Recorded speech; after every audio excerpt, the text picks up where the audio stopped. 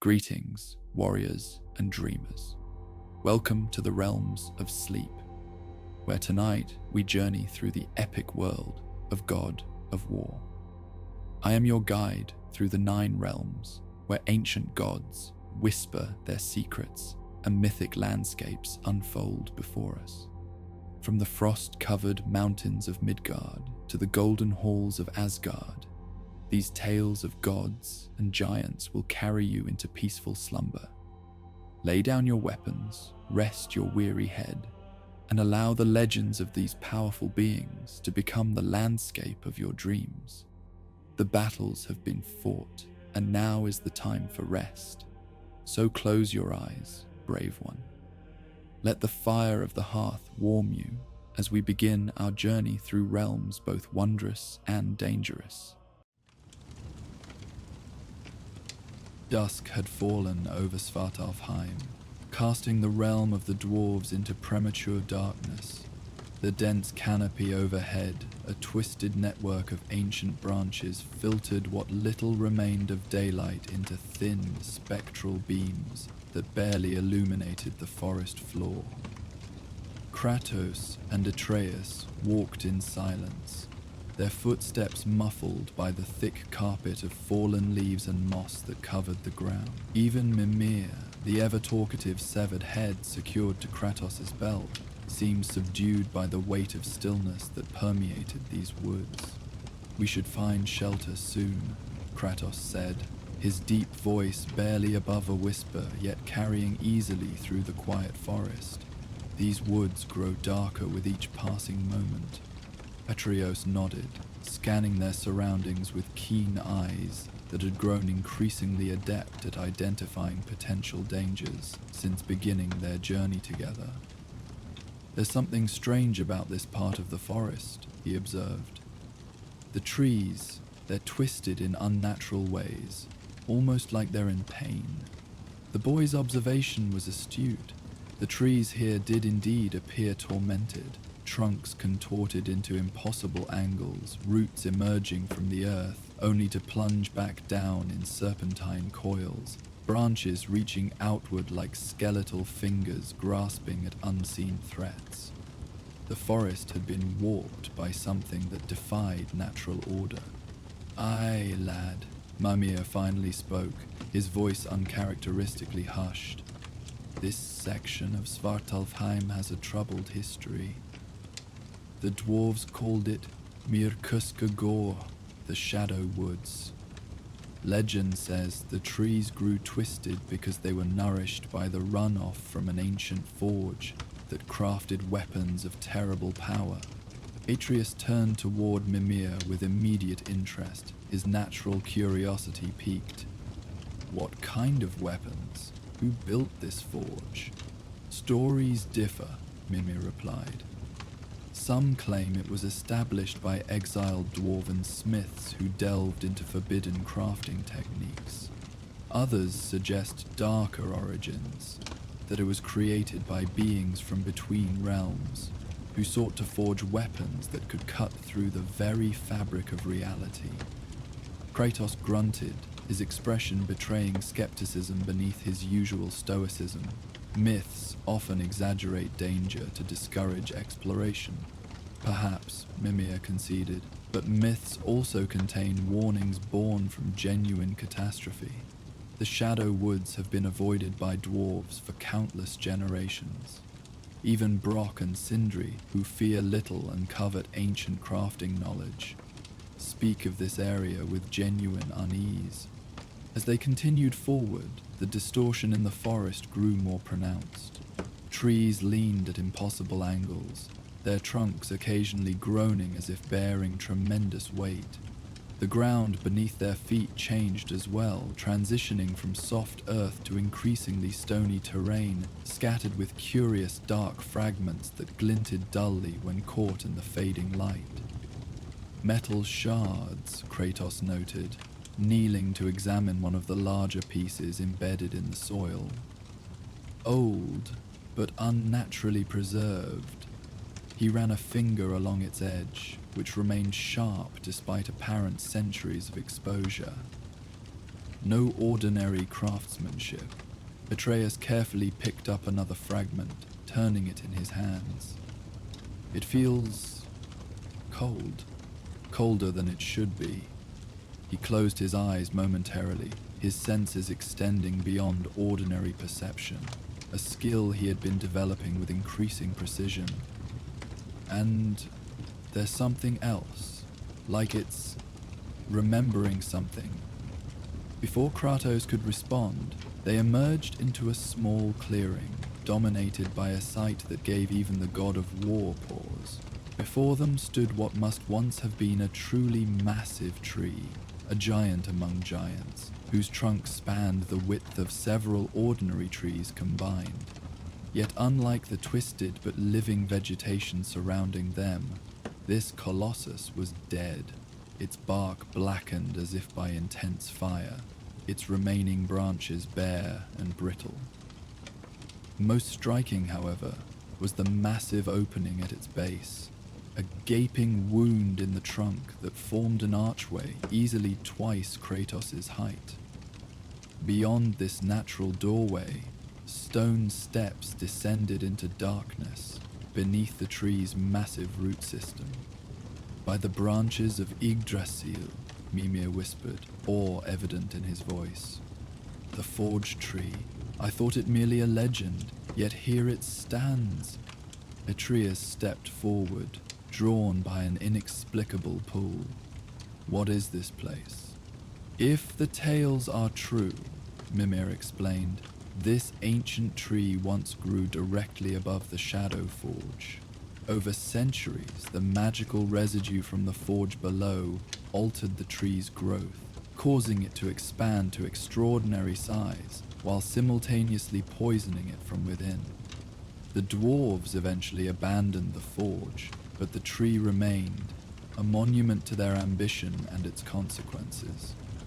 Kratos placed a restraining hand on his son's shoulder as the boy moved toward the entrance. We should proceed with caution. Places of abandoned power often retain their dangers long after their makers have departed. But we need shelter for the night, Atreus reasoned, his eyes still fixed on the darkened entrance. And I feel like we're meant to find this place, like something's calling to us. Kratos frowned at this, his instinctive wariness of anything that exerted mysterious influence well established through bitter experience. Yet as he studied their surroundings more carefully, he noted the unnatural darkness gathering between the trees, the subtle shift in air pressure that often preceded dangerous weather in this realm. Pragmatism suggested that even a potentially hazardous shelter might prove safer than remaining exposed to whatever approached from beyond the twisted forest. We will investigate, he decided finally, but remain close and touch nothing without careful consideration.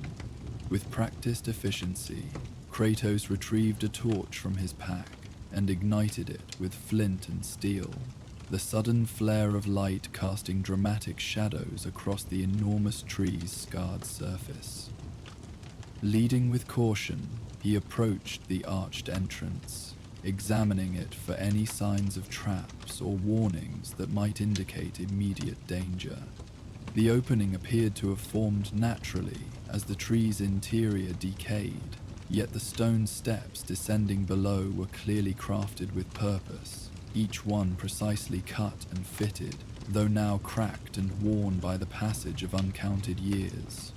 Faint, angular symbols had been carved into the walls of the passage, their meaning lost to time, but their craftsmanship unmistakably dwarven in origin.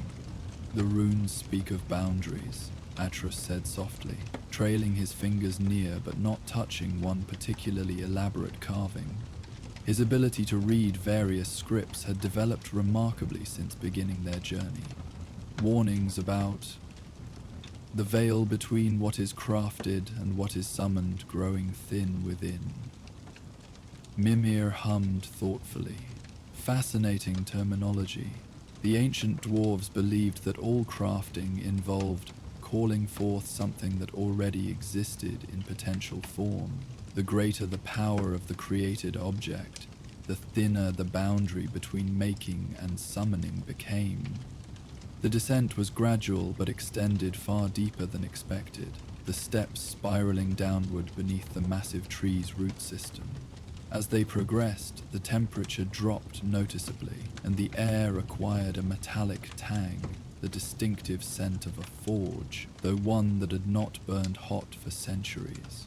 Along the walls, veins of unusual ore could be seen embedded in the stone, occasionally catching the torchlight and reflecting it back with unnatural intensity. Svartalheim, Mimir identified as Kratos, held the torch closer to examine one particularly prominent vein. Dark iron, a metal unique to this realm and exceptionally rare even here. It's said to absorb and retain magical energies with unprecedented efficiency. The dwarves restricted its use to only their most significant creations. After what seemed like hundreds of steps, the narrow passage finally opened into a vast chamber that drew an involuntary gasp from Atreus. They had entered what could only be the legendary Shadow Forge, though time had transformed it from a place of industry to one of eerie, decayed grandeur. The chamber was immense, its ceiling lost in shadows despite Kratos' upraised torch, its walls curving in a perfect circle perhaps 50 paces across. Massive tree roots broke through the stone in places, twisting along walls and across the floor like petrified serpents. Where the roots intersected with the chamber's architecture, they had taken on a metallic quality, as if partially transmuted by prolonged exposure to whatever forces had once been channeled here. Dominating the center of the chamber stood the forge itself, a circular stone construction surrounding a depression in the floor where embers still glowed with impossible persistence, casting the only light besides their torch. Around this central feature, arranged like satellites, stood various workstations, anvils of unusual design, quenching barrels now dry and cracked, stone tables inscribed with intricate formulae, and racks that once held tools now mostly absent, presumably taken by the forge's last occupants when they departed. Most unsettling, however, were the shadows. Despite the physical laws that should govern such phenomena, the shadows within the chamber didn't simply extend from objects in directions opposed to light sources. Instead, they seemed to possess a fluid quality, shifting and flowing across surfaces with subtle but unmistakable movement, occasionally forming patterns that almost resembled written characters before dissolving back into formless darkness. "The shadows move on their own," Atreus whispered, instinctively stepping closer to his father. "They're alive somehow." "Not alive," Mimir corrected gently, "but not entirely inanimate either. If the stories about this place are accurate, the Shadow Forge earned its name because its masters learned to infuse shadow itself into their creations, capturing darkness not merely as absence of light, but as a tangible substance with unique properties." Kratos surveyed the chamber with the calculated assessment of a warrior who had navigated countless dangerous environments. This place has been abandoned for generations, yet embers still burn. Magic lingers here. He placed their torch in a wall bracket that appeared designed for that purpose, the added light doing little to dispel the chamber's pervasive gloom. "We will rest here until dawn, but maintain vigilance. Take nothing, disturb nothing." Atreus nodded, though his eyes continued to dart around the chamber, drinking in details with evident fascination. "It feels like the entire place is watching us," he observed, not in a threatening way, but like it's curious about who we are. "Persistent magical workings often develop a form of awareness," Mimir explained. "Not consciousness as we understand it, but a rudimentary ability to respond to new stimuli. This forge operated continuously for centuries, if the legends are accurate. That duration of focused magical activity leaves impressions beyond mere residue, as they established a simple camp near the entrance rather than deeper within the chamber, selecting a relatively flat area free from the strange flowing shadows. Atreus continued studying their surroundings with increasing interest. "There are weapons here," he noted, pointing toward what appeared to be storage niches carved into the far wall, or at least parts of weapons. Following his son's indication, Kratos observed several partially completed items visible even from their position: the distinctive curve of an unfinished blade, the angular form of what might have been an axe head, the slender shaft of a spear lacking its point. Unlike the workstations, which appeared to have been methodically cleared, these incomplete projects had been abandoned in various states of completion. "Curious," Mimir commented. Dwarven craftsmen rarely abandon works in progress, regardless of circumstances. Their commitment to completion borders on religious devotion. Whatever caused this forge to be abandoned must have been truly urgent if they left such potentially valuable pieces behind. As the night deepened beyond the entrance far above, they consumed a simple meal from their travel provisions. The unnatural embers in the forge's center maintained their steady glow, neither diminishing nor increasing in intensity, providing just enough illumination to transform the chamber into a landscape of deep shadows and faint, ruddy highlights.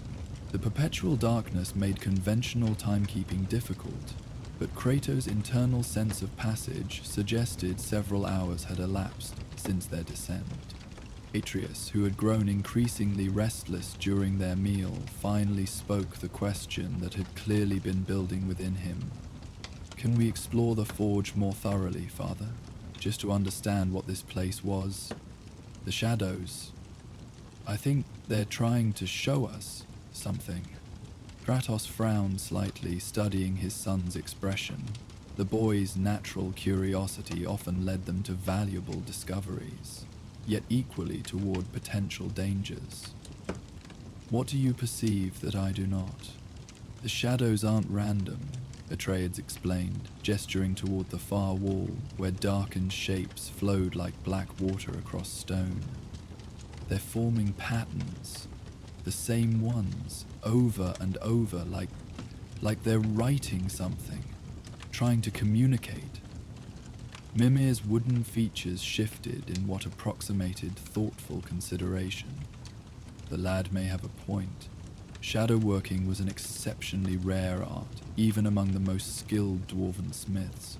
If knowledge of the technique was lost when this forge was abandoned, what remains here might represent the last examples of a forgotten magical discipline.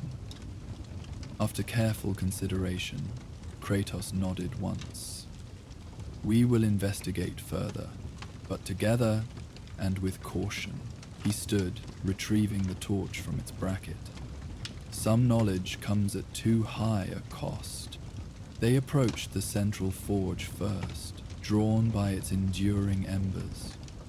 Up close, the circular structure revealed more complex design than initially apparent.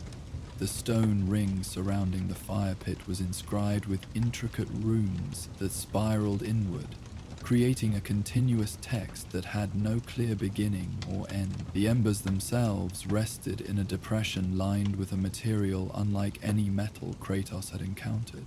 Black as night, yet with an iridescent sheen that shifted between deep purple and midnight blue when viewed from different angles. Svartalheim in its purest form, Mimir identified, refined through processes known only to the most skilled dwarven metalworkers. The material's capacity to absorb and channel magical energy is why these embers still burn centuries after the last smith departed. The forge essentially feeds upon residual energy from the crafting that once occurred here, creating a self-sustaining system.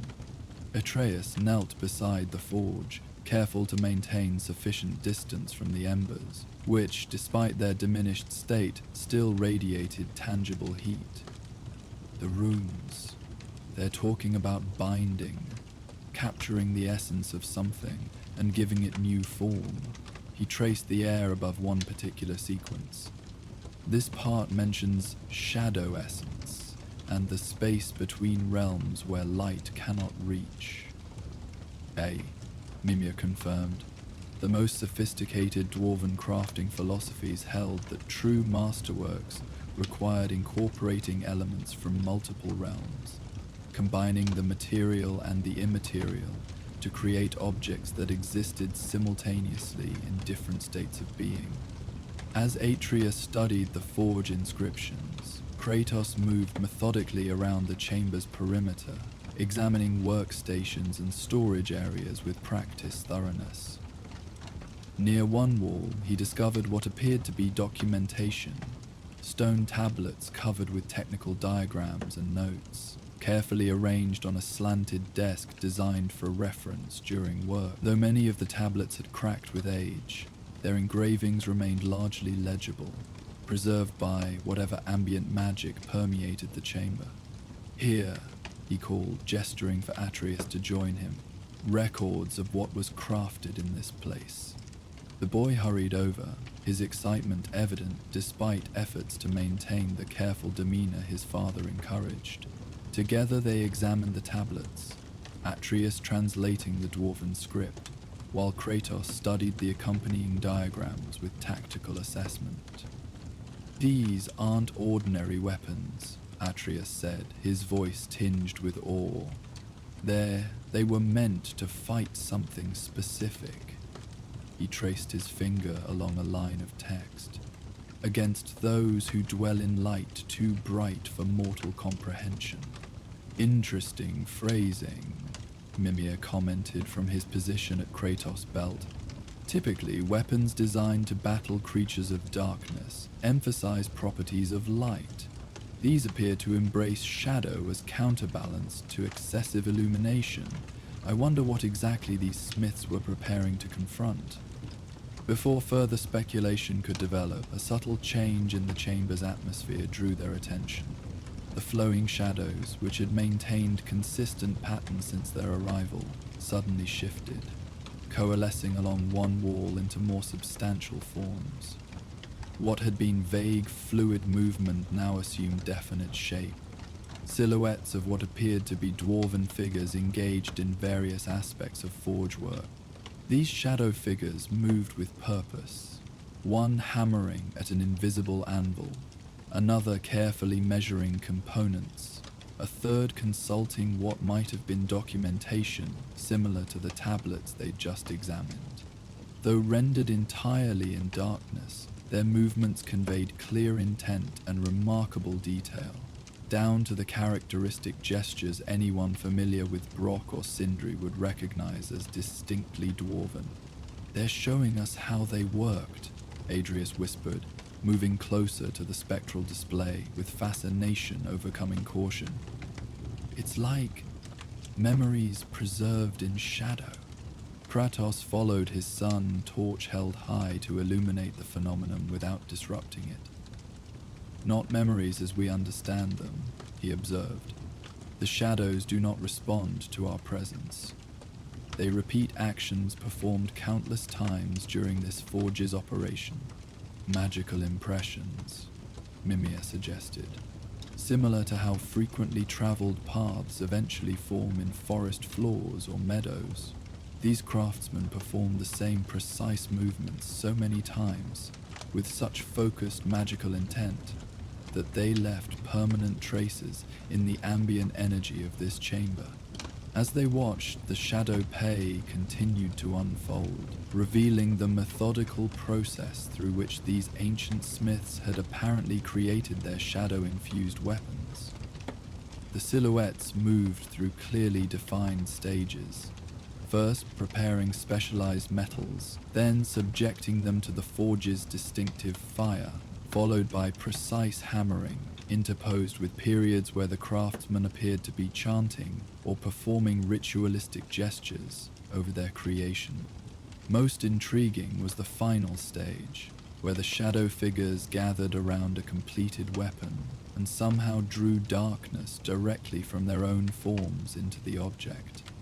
Tendrils of deeper black flowing from the silhouettes into whatever they had crafted, causing it to momentarily pulse with visible power before the entire sequence began again with new materials. DB were giving part of themselves to each creation, Atreus realized, his voice hushed with understanding. Not just crafting weapons, but investing them with something personal. The ultimate expression of dwarven crafting philosophy, Mimir confirmed. The belief that truly exceptional creations require sacrifice from their makers, not merely time and skill, but some essence of the craftsman himself. It's why Brock and Sindri, for all their bickering, are so personally connected to their work. Each piece contains something of its creator. The shadow play continued its cycling demonstration, the figures repeating their process with mechanical precision. Yet as Kratos and Atreus observed more complete cycles, subtle variations became apparent. Adjustments to technique, refinements to the process, occasional consultations among the silhouettes, suggesting collaborative problem solving. They were perfecting their methods, Kratos noted, his appreciation for disciplined improvement evident despite his general wariness of the Forge's lingering magic, each iteration building upon knowledge gained from previous attempts. While they watched this mesmerizing display, something changed in the central forge behind them. The ember's steady glow intensified fractionally, and the flowing shadows throughout the remainder of the chamber began moving with greater purpose, streaming toward the wall, displaying the craftsman as if being drawn into the spectral demonstration. The effect created a gradual darkening of the chamber's periphery, while concentrating shadow substance into the illustrations of ancient work.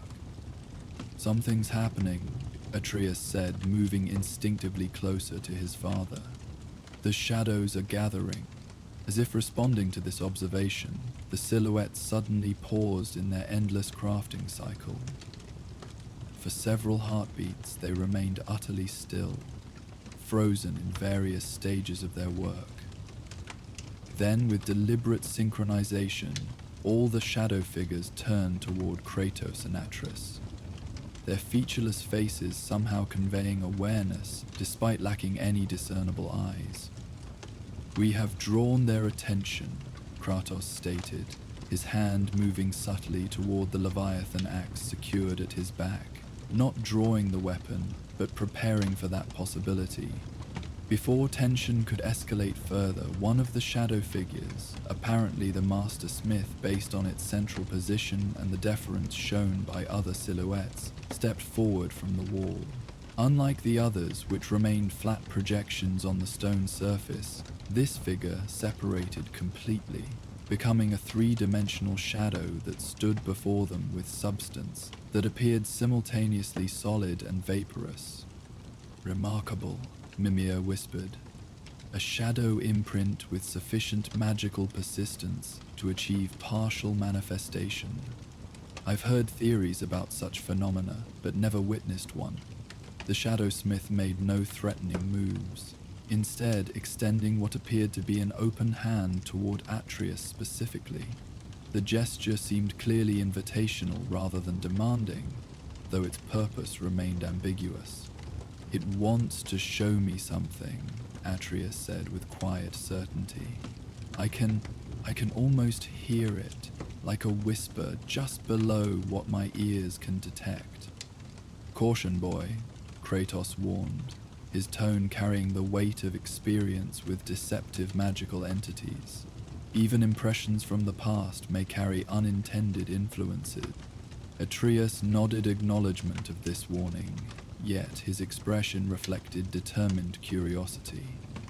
"I think we need to understand why they abandoned this place, Father. Why they left weapons unfinished, despite their dedication to completion.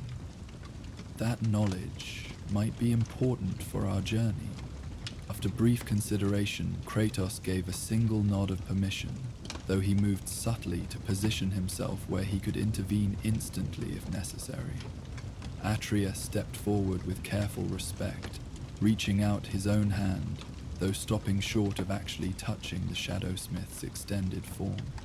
The moment of proximity triggered an immediate response throughout the chamber. The embers in the central forge flared dramatically, casting momentary daylight-bright illumination that forced Kratos to shield his eyes.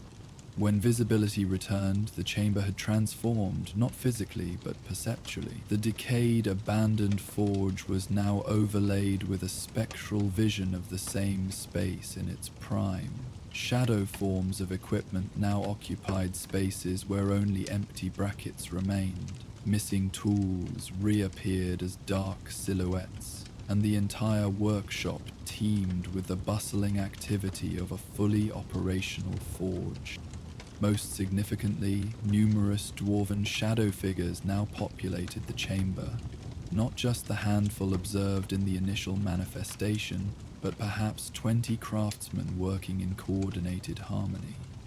Their movements revealed a highly organized operation, with specialized tasks distributed among workers clearly trained for specific aspects of the complex crafting process. At the center of this spectral activity stood Atreus and the master Shadowsmith, the boy now enveloped in a translucent darkness that connected him to the manifestation without seeming to harm or constrain him. His expression reflected wonder rather than fear, eyes wide as he experienced whatever direct communication the shadow impression conveyed. "I can see what happened," he said, his voice sounding strangely distant despite the short physical separation from his father. "They're showing me why they left, why they had to abandon their work." Kratos remained vigilant but permitted this unusual communion to continue, recognizing the potential value of understanding the Forge's history.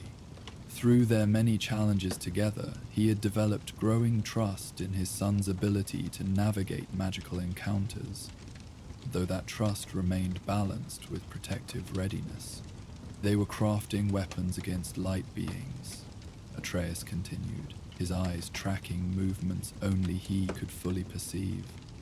"Entities that emerged from tears between realms, beings of pure illumination that burned everything they touched. The dwarves discovered that shadow-infused metals could harm these creatures when nothing else would even slow them. The shadow play around them shifted, now displaying scenes beyond the forge itself. Impressions of battles where dwarven warriors wielded dark weapons against amorphous opponents composed of brilliant, searing light. These encounters appeared terrifyingly one-sided, despite the specialized armaments, with the light beings demonstrating devastating power. The shadow weapons worked, but not well enough, Atreus narrated, clearly receiving information beyond the visual displays. For each light being they managed to destroy, 3 more would emerge from the tiers between realms. They needed something more powerful, a weapon that could seal the breaches themselves, not just combat what came through them. The Shadowsmith's grip on Atreus's hand seemed to tighten, the darkness enveloping the boy pulsing with increased intensity. Rather than pulling away, Atreus closed his eyes, apparently focusing more completely on the direct communion this contact provided. The Master Smith conceived a final solution, a weapon that would require ultimate sacrifice, not just a portion of the craftsman's essence, but their complete being. A blade that would contain an entire dwarven soul, giving it power enough to mend the fractures between realms. Atreus's voice had grown steadier, more formal, as if partly speaking with borrowed knowledge. But before they could complete it, something changed. Around them, the Shadowpay transformed again, now showing the forge in apparent crisis. The spectral dwarves moved with frantic energy, gathering materials and securing documentation, while repeatedly glancing toward the chamber's entrance with obvious alarm.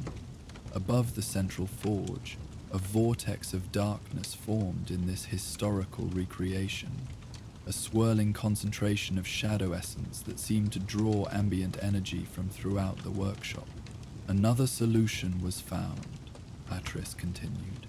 Someone else, not the dwarves, managed to seal the primary breach from which the light beings emerged. With the immediate threat contained, the Dwarven Council ordered this forge abandoned immediately.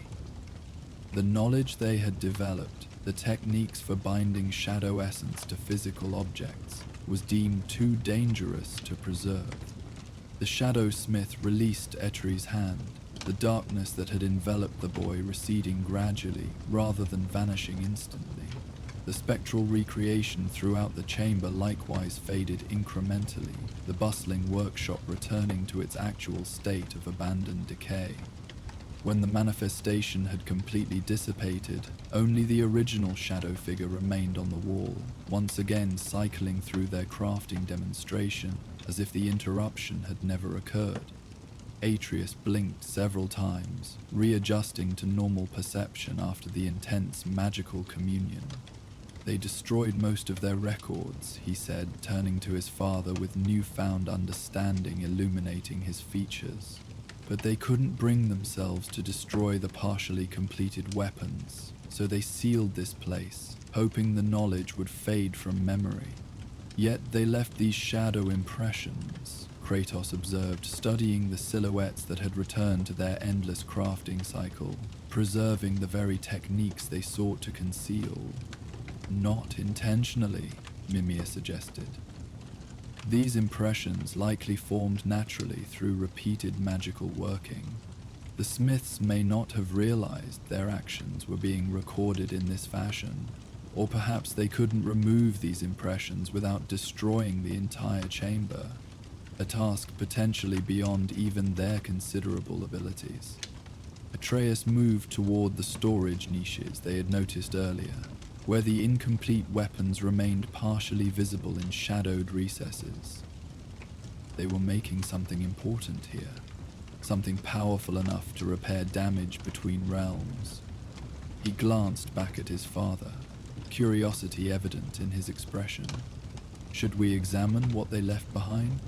Kratos considered this question with characteristic thoroughness, weighing potential knowledge against possible hazard. After measured consideration, he nodded once. We will look, but not touch. These weapons were abandoned for reason, even if that reason no longer persists. Together, they approached the storage niches, Kratos holding the torch high to illuminate the ancient, incomplete projects.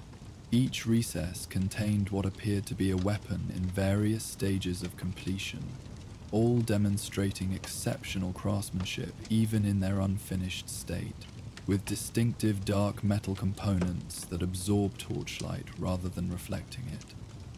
Most intriguing was a blade secured in the central niche, longer and more elaborately designed than the others, with runes spiraling along its partial length that seemed to shift subtly when not directly observed. Unlike conventional metal, which would have tarnished over centuries of abandonment, this material maintained a pristine darkness that suggested time affected it differently than ordinary substances. This must be the final weapon they were creating, Atreus said softly, studying the incomplete blade from a respectful distance. The one that would have contained an entire soul. A terrible sacrifice, Mimir commented, his tone grave, yet perhaps understandable when confronting existential threat. The dwarves have always maintained complex relationship with mortality, viewing death not as ending but as transformation into different state of being. A soul bound within masterwork weapon might be considered honorable continuation rather than true death. As they examined the blade, the shadows throughout the chamber once again demonstrated unusual behavior. Rather than flowing randomly or maintaining their crafting demonstration on the distant wall, they began gathering around the storage niche, concentrating into deeper darkness that framed the incomplete weapon like an honor guard. It remembers its purpose, Atreus whispered, watching this phenomenon with evident fascination. Even unfinished, it pulls the shadows toward itself. Magical objects of significant power often retain core functionality despite incomplete state, Mimir explained. Like a tree whose essential nature is present even as sapling, such weapons contain their fundamental purpose from earliest stages of creation. Kratos studied the blade with experienced assessment, noting its balanced proportions and the precision of its partial construction. Effective design, he acknowledged with professional appreciation. The smith understood combat requirements beyond mere magical function. As they continued their examination, the hour grew late. Time difficult to track precisely in the subterranean chamber, but evident in growing weariness after their long day's journey. Eventually, Kratos guided them back to their small camp near the entrance, where they arranged sleeping furs on the stone floor. "We will rest now," he decided, noting Atreus's poorly concealed yawns despite the boy's continued fascination with the forge. "This place has stood for centuries. Its secrets will remain until morning." Atreus nodded reluctant agreement, settling onto his bedroll while maintaining visual contact with the central forge and its eternally glowing embers. "Do you think the light beings they fought could return?" he asked, the question revealing concerns beneath his curiosity. If the breach was only sealed, rather than truly repaired. "Possible, but improbable," Mimir answered before Kratos could respond. "Breaches between realms typically heal naturally over time, unless deliberately maintained. Whatever temporary seal was established centuries ago has likely been reinforced by natural cosmic restoration." The severed head paused thoughtfully. "Though I admit the 9 realms have experienced unusual boundary instability in recent times." Kratos placed another log on their small fire, maintaining clear distinction between their controlled flame and the forge's supernatural embers. "If such threats re-emerge, we will face them as we have faced others," he stated with simple certainty. "Rest now. Speculation serves little purpose without additional information." Despite this practical guidance, Atreus continued watching the flowing shadows across the chamber, his expression thoughtful. "The dwarves here were trying to protect their realm," he observed quietly. "Creating weapons not for conquest but for defense. That's different from how the Aesir use their power." "Indeed," Mimir agreed. "Throughout history, diverse approaches to power have existed side by side, some seeking dominion over others, some building purely for protection. The dwarves have generally favored the latter, though exceptions certainly exist." He glanced meaningfully toward the central forge. "Though one might question whether weapons requiring soul sacrifice truly represent defensive philosophy, regardless of stated intention." This philosophical observation led to contemplative silence, broken only by the occasional subtle pop from their campfire and the continuous whisper of shadows flowing across distant stone. The forge's eternal embers maintained their steady glow, neither increasing nor diminishing as time passed, creating unchanging illumination that defied normal cycles of light and darkness. Eventually, Atrian's breathing deepened into the rhythm of sleep, the day's exertions finally overcoming his fascination with their unusual shelter. Kratos remained awake longer, maintaining vigilant awareness of their surroundings while allowing his son necessary rest. The shadowy manifestations continued their endless crafting demonstration along the far wall, apparently indifferent to whether they were observed. When Kratos finally permitted himself measured rest, the disciplined, partial sleep of a warrior who never fully surrenders awareness, the shadows throughout the chamber seemed to respond, growing more subdued in their movements, as if respectfully minimizing disturbance. The forge's ambient magic created an environment of unexpected tranquility, the lingering power harmonizing with the natural quiet of deep underground space to produce profound stillness. Through the night, the shadow smiths continued their silent work, crafting spectral weapons in endless repetition, preserving ancient techniques from being completely forgotten, while simultaneously reminding any who might witness their demonstration about both the power and the cost of such knowledge. Their whispered movements formed a soothing background rhythm, like gentle waves against distant shore, accompanying the slumber of the unusual visitors who had discovered their long-abandoned workshop. Morning arrived without visible evidence in the subterranean chamber, yet Kratos awoke precisely when intended, his internal sense of time functioning regardless of external cues. He found the forge unchanged, embers glowing with exactly the same intensity, shadows continuing their fluid movement across stone surfaces, the entire environment maintaining the suspended animation it had demonstrated since their arrival. As he rekindled their small campfire to prepare a simple morning meal, Atreus stirred and woke, his first conscious action being to check whether the shadow manifestations remained. Finding them continuing their endless crafting cycle, he appeared simultaneously relieved and disappointed. Confirmation that last night's experiences had been real, yet recognition that no new revelations had emerged during his sleep. Did anything change during the night? He asked, accepting the travel bread his father offered. Nothing of significance, Kratos replied. The shadows maintained their patterns, no new manifestations appeared. They consumed their meal in contemplative silence, both processing the unusual experiences and information gathered during their exploration. The forge represented a rare historical record, tangible evidence of events, otherwise preserved only in fragmented legends or distorted tales. For Atreus, whose hunger for knowledge about their world's complex history had only grown throughout their journey together, such discoveries held particular value. "What happens to this place now?" the boy asked eventually, gesturing toward the ancient workshop with its eternal embers and shadow memories.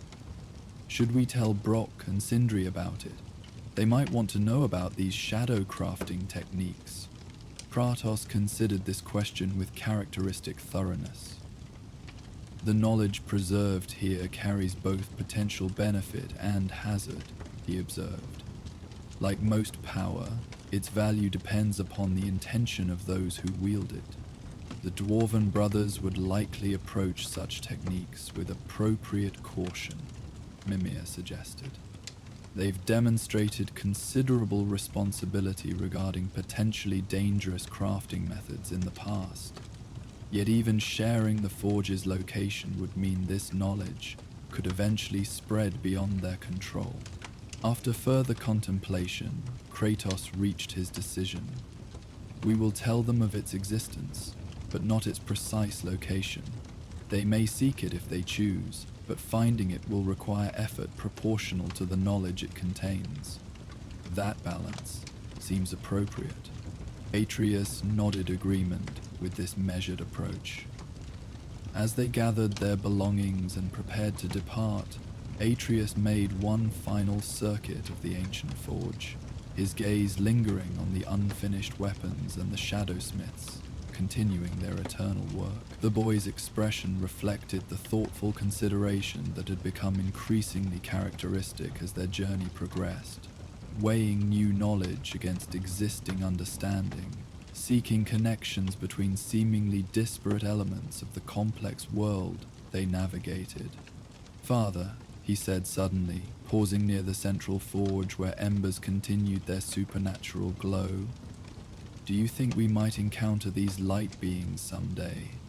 If they broke through once before?" Kratos secured their travel pack with practiced efficiency before answering. "Many threats exist across the realms. We prepare for all possibilities rather than fixating on specific dangers. A wise approach, Mimir added from his position at Kratos' belt. Though I must admit, entities capable of necessitating such extraordinary countermeasures would represent significant concern should they re-emerge. The dwarves rarely exaggerate external threats, unlike certain melodramatic gods we could name. Before further discussion could develop, a subtle change rippled through the chamber, the flowing shadows momentarily synchronizing their movements before resuming normal patterns. The effect lasted mere seconds, yet conveyed unmistakable awareness, as if the forge itself acknowledged their imminent departure after briefly housing living visitors following centuries of isolation. "It knows we're leaving," Adrian observed softly. I think it's been lonely here. Not consciousness as we understand it," Mimir clarified gently. "But persistent magical workings do develop resonance with those who interact with them. Your presence disrupted centuries of unchanging patterns, introduced new variables to a closed system. That creates response that might be interpreted as emotion, though more accurately represents magical rebalancing." Kratos, ever practical, had already begun ascending the stone steps leading back to the surface world. "The forge served its purpose," he stated simply, "both in original function and in preserving knowledge that might otherwise be lost. Our departure changes nothing fundamental about its existence."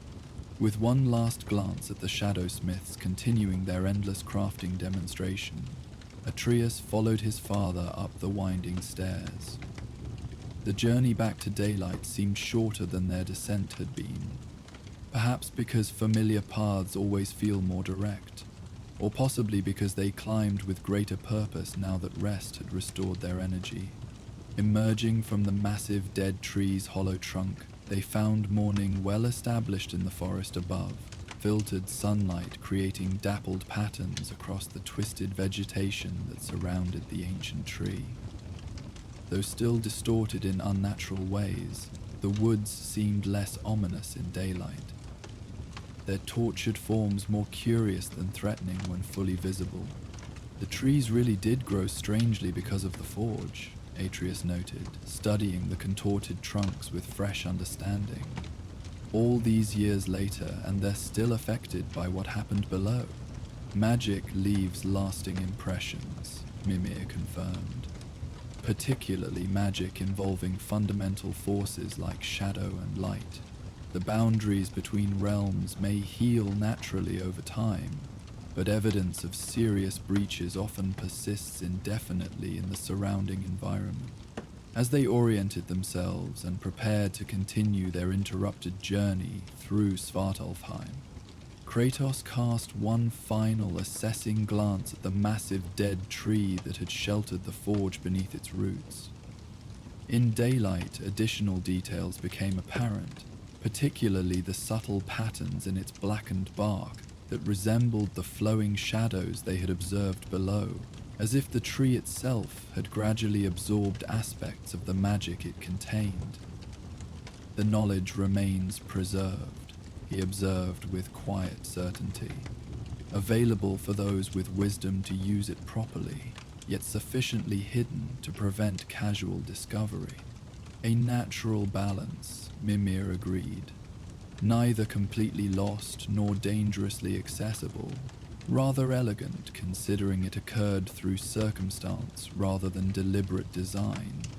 With that philosophical assessment, they departed the Shadow Woods, following a game trail that led toward clearer forest, where the trees gradually resumed more natural forms. The forge and its whispering shadows remained behind, continuing their ancient, endless crafting cycle in subterranean darkness, preserving techniques and knowledge that might someday prove necessary should the light beings ever return through tiers between realms. As they walked, Atreus maintained uncharacteristic silence for several minutes, clearly processing the unusual experiences of the previous night. Eventually, he voiced the consideration that had evidently been developing in his thoughts. "I think there's something important about balance," he said, glancing up at his father. "The dwarves fought creatures of pure light using weapons of shadow. Not darkness like the kind Odin or the Draugr use, but actual shadow, the natural counterpart to light." He gestured toward their own shadows stretching across the forest floor beside them. "Maybe true balance doesn't mean destroying things that seem dangerous, but finding their proper place." Kratos considered this observation with appropriate seriousness, recognizing the developing wisdom in his son's perspective. "Many forces appear threatening when unbalanced or misused," he acknowledged. "Context determines danger more often than inherent nature." "Precisely," Mimir enthused, clearly pleased by this philosophical exchange. The ancient dwarven craftsmen understood this principle fundamentally. They sought not to eliminate light entirely, which would create different but equally problematic imbalance, but rather to restore proper equilibrium between illumination and shadow. Most enduring solutions involve such balanced approaches, rather than absolute victories. The conversation continued intermittently as they traveled, their path gradually taking them toward regions of Svartalheim less affected by ancient magical disturbances. The twisted trees gave way to more conventional forest. The metal fragments embedded in soil disappeared completely, and eventually, even the subtle metallic scent that had permeated the air near the forge faded from perception. Yet something of their experience lingered, not in physical form, but in understanding gained and perspectives adjusted, like the shadows flowing across chamber walls far beneath the massive dead tree behind them. The knowledge they had gathered continued moving through their awareness, forming new patterns and connections with existing information. "I'm glad we found the forge," Atreus said as they paused beside a clear stream to refill their water skins. "Even if we never use what we learned there directly, understanding what happened helps make sense of other things we've seen. Everything connects somehow." "A valuable perspective," Kratos acknowledged, his typically stoic expression softening fractionally as he recognized his son's growing wisdom. "Knowledge accumulates like individual links forming chain. Each piece matters, though significance may not become apparent immediately." As they continued their journey through the dwarven realm, the Shadow Forge remained behind, its eternal embers glowing in subterranean darkness, its whispering shadows continuing their endless crafting demonstration. The knowledge preserved there waited patiently, as it had for centuries, for those with sufficient wisdom to understand both its potential and its dangers. The forge had served its original purpose long ago, creating weapons against a threat that had been temporarily contained. Now it served a different function, preserving understanding that might otherwise be lost to time, maintaining balance between remembering and forgetting, like shadow itself, which cannot exist without light yet provides necessary counterpoint to constant illumination. The ancient workshop represented essential equilibrium between knowledge preserved and knowledge deliberately obscured. In this balanced state it would remain, whispering its secrets to those rare visitors who discovered its hidden entrance, yet remaining sufficiently concealed to prevent misuse of the power it contained. Neither completely forgotten nor dangerously exposed, the Shadow Forge continued its patient vigil beneath the massive dead tree, maintaining equilibrium that reflected the very essence of the shadow crafting techniques it had been created to develop. And Kratos and Atreus carried their experience forward, another link in the lengthening chain of knowledge that would ultimately guide them through challenges yet to come. The whispers from the Shadow Forge added subtle harmonies to their understanding of the complex realms they traversed, providing context that might prove valuable in unexpected ways as their journey continued toward destinations still undefined, but approaching with the inevitable persistence of fate. or prophecy, or perhaps merely the natural consequences of choices made with integrity and purpose.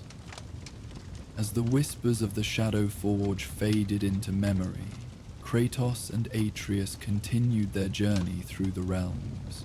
The knowledge they had gained about balance between shadow and light, about weapons crafted with purpose rather than malice, would serve them well in the challenges that awaited them. Little did they know that another ancient place of creation would soon call to them, one where darkness and dawn met in perfect harmony, where the very essence of twilight had been captured and preserved. Their path would lead them to a place spoken of only in hushed tones by those who knew of its existence, the Forge of Night's End, where weapons were not merely crafted, but born from the final moments of darkness before dawn's first light. Twilight settled over the craggy landscape of Svartalheim like a heavy cloak, slowly enveloping the jagged mountain peaks and sprawling valleys in deepening shades of purple and blue. At the boundary where the dwarf realm began to fade into the vastness of night, Kratos and Atreus stood upon a weathered ridge, surveying the terrain before them. Their breath formed delicate clouds in the cool evening air as they observed a faint, pulsing glow in the distance, barely perceptible against the darkening horizon.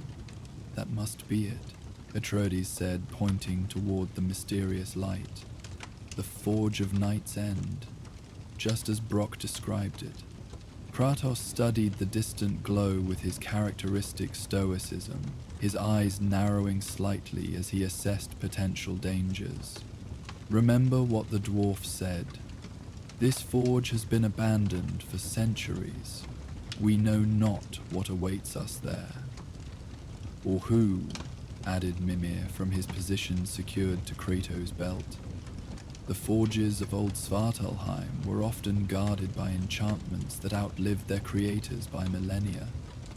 Though I suspect, if anything truly dangerous remained, Brock would have mentioned it." Probably. The head's uncertain addendum did little to ease Kratos' natural caution, but their journey had a purpose. Days earlier, while examining the Leviathan axe for maintenance, Brock had discovered microscopic fractures in the enchanted metal. Nothing immediately threatening, but potentially problematic if left unaddressed. The dwarf had reluctantly admitted that his own forge lacked certain elements necessary for proper repair of such a uniquely crafted weapon. "There's only one place that might still have what we need," Brock had told them, scratching his blue scalp in frustration. "The Night Forge at the eastern edge of our realm, built where the boundaries between worlds grow thin, used to craft the most powerful weapons of the old days. Been abandoned since before even my grandfather's time. But if there's anywhere you might find the Starfall iron needed to properly repair that axe, it's there." This explanation had led father and son on a 3-day journey across increasingly desolate terrain, following Brock's roughly sketched map through landscapes rarely traveled even by the dwarves themselves. Now, as they stood at what appeared to be the final approach, the day's remaining light continued to fade, stars beginning to emerge like silver pinpricks against the darkening canvas above. "We should make our approach while some light remains," Kratos decided, adjusting the weight of his axe across his broad shoulders. Though the weapon remained fully functional for ordinary combat, he had no desire to test its compromised integrity against more formidable adversaries. They descended from the ridge along a narrow path that wound between towering boulders and stunted trees, whose gnarled forms suggested centuries of growth in unyielding soil. As they progressed, the surrounding landscape began to demonstrate subtle but unmistakable changes. The rocks displayed unusual patterns, swirling designs that resembled star clusters and nebulae rather than typical geological formations. Occasional patches of vegetation glowed with faint bioluminescence, casting gentle blue-green light that illuminated their path in the fading twilight. "Look at the plants, father," Adrius observed, kneeling briefly to examine a cluster of moss that emitted a soft cerulean radiance. "They're like tiny stars caught in the ground." "Quite observant, lad," Mimir commented. "According to ancient lore, the Night Forge's proximity to the cosmic boundaries caused the very land around it to absorb stellar energies over the centuries. Everything in this region, from the rocks to the smallest plants, bears the subtle influence of starlight and cosmic forces." Kratos acknowledged this information with a thoughtful grunt, his practical mind already calculating how such unusual properties might affect their journey. Environments altered by magical forces often harbored unique dangers alongside potential benefits. "Stay close," he instructed his son, his deep voice carrying softly in the still evening air. "Even benign magic can prove unpredictable." As they continued toward the glowing forge, the stars above multiplied with astonishing rapidity, the night sky revealing itself in breathtaking clarity. Without cloud cover or competing light sources, the celestial display achieved a brilliance rarely witnessed in more inhabited regions. Countless stars formed familiar constellations while cosmic dust created misty bridges between stellar clusters, the full majesty of the universe unveiled above them. Atreus gazed upward in wonder, nearly stumbling on the uneven path as his attention was captured by the spectacular display. "I've never seen so many stars," he whispered, his young voice filled with awe. "It's like we could reach up and touch them." "The boundary thins," Mimir explained in hushed tones. "Here, at the edge of Svartalheim, the veil between realms grows permeable, particularly where it meets the cosmic void. That's precisely why the ancient Forge Masters chose this location, to harness energies unavailable elsewhere in the Nine Realms. The distant glow they had observed from the ridge gradually resolved into more distinct form as they approached. A structure nestled against a sheer cliff face, partially carved into the mountain itself. Unlike the practical, utilitarian designs typical of dwarf architecture, this forge complex demonstrated unusual aesthetic consideration. Its contours followed flowing organic lines that mimicked cosmic patterns. The stone itself appeared to subtly shift color as they viewed it from different angles, sometimes dark as obsidian, other times gleaming with an inner light reminiscent of starlight. Most notably, the forge's entrance resembled a perfect arch that framed a section of the night sky, creating the illusion that one might walk directly into the cosmos itself. Only upon closer approach did it become apparent that this was an extraordinarily skillful architectural trick. The archway's interior surfaces were polished to mirror-like perfection, reflecting the stars with such precision that the boundary between structure and sky became nearly indistinguishable. "Remarkable craftsmanship," Kratos acknowledged, his appreciation for skill transcending his general suspicion of magical embellishments. Having crafted many weapons himself during his long existence, he recognized the technical mastery required to achieve such effects using predominantly physical means. As they reached the forge's outer courtyard, the source of the glow that had guided them became apparent. Throughout the abandoned complex, small pools of what appeared to be liquid metal still simmered with subsurface heat, casting a gentle, pulsating luminescence across the weathered stone surfaces. Despite centuries of abandonment, some fundamental energy continued to flow through the forge's ancient systems, a testimony to the extraordinary engineering of its dwarf creators. The eternal embers, Mimir identified with scholarly satisfaction, said to have been kindled from the first fires of creation, and maintained through elaborate mechanisms that draw power from stellar alignments. They never completely extinguish, though they wax and wane with cosmic cycles. Quite fortuitous timing on our part. They appear to be in an active phase currently. The courtyard itself told a story of ancient industry now long silenced. Massive anvils, their surfaces etched with intricate constellations, stood positioned precisely in relation to the night sky above. Channels carved into the stone floor, once used to direct molten metal, created patterns that mirrored major star systems. Jewels hung on racks or lay partially buried in centuries of accumulated dust. Hammers with heads formed from materials unknown even to Kratos' extensive experience. Tongs designed to grip metals too dangerous for direct contact. Molds shaped to create weapons of mythic proportion. Patrus moved forward with natural curiosity, examining these ancient implements with careful attention. "These tools are huge," he observed, standing beside a hammer whose head was nearly as large as his entire body. Were the dwarves who worked here giants? Hardly, Mimir chuckled. The Night Forge served all realms during its operational peak.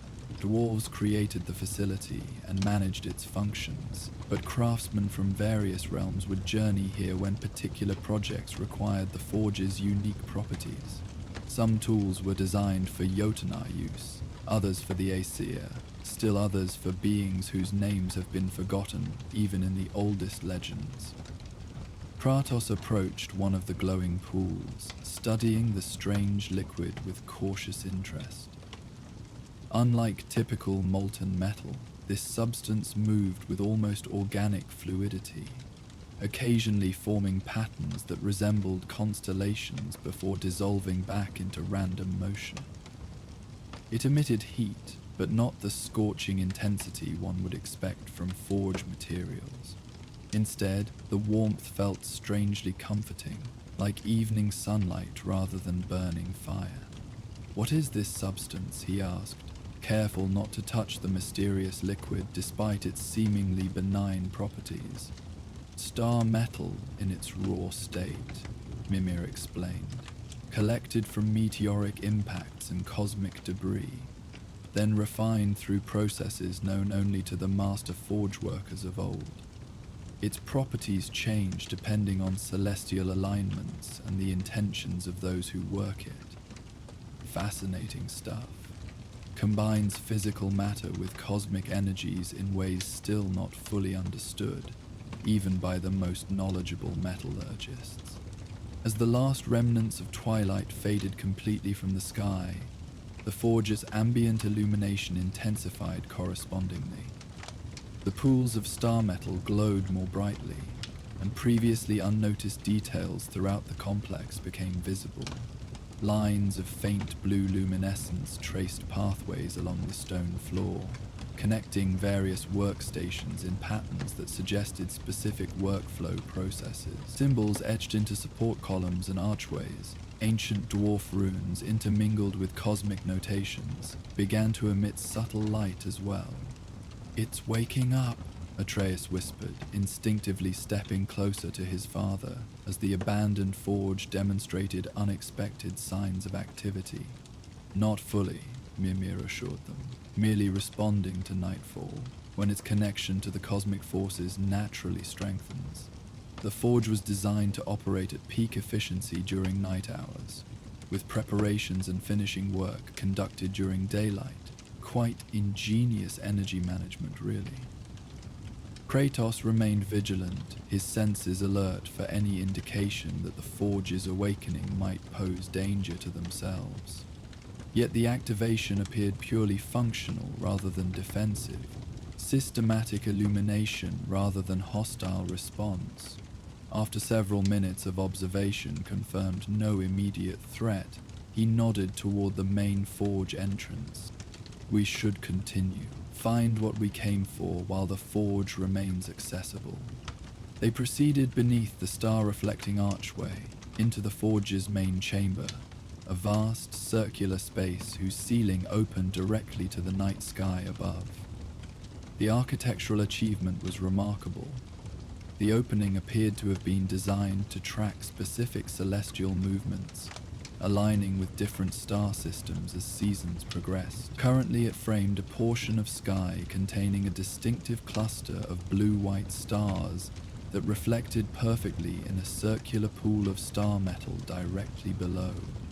Around this central pool, the forge's primary work area spread in concentric circles of increasing specialization. Nearest the pool stood the most massive anvils, clearly intended for initial shaping of large workpieces.